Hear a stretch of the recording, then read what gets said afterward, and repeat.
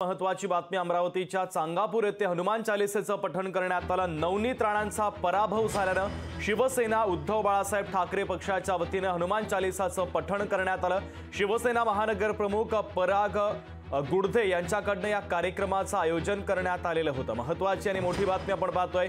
नवनीत राणांचा हनुमान चालीसा पठणाचा मुद्दा महाराष्ट्रभर गाजलेला होता आणि त्यालाच अनुसरून आता त्यांचा पराभव झाला आणि त्यानिमित्तानं शिवसेना उद्धव बाळासाहेब ठाकरे पक्षाच्या वतीने पठण करण्यात आलेलं आहे। शिवसेना महानगर प्रमुख पराग गुडधे यांच्याकडनं या कार्यक्रमाचं आयोजन करण्यात आलं होतं।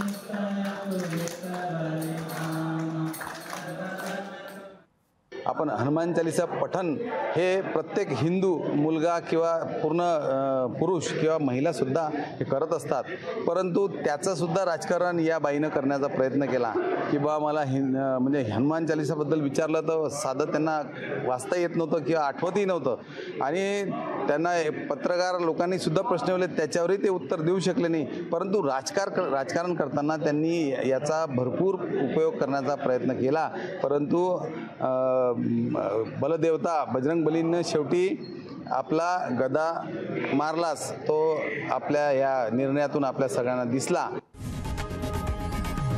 लोकशाही मराठी ऐका, पहा, जागरूक रहा।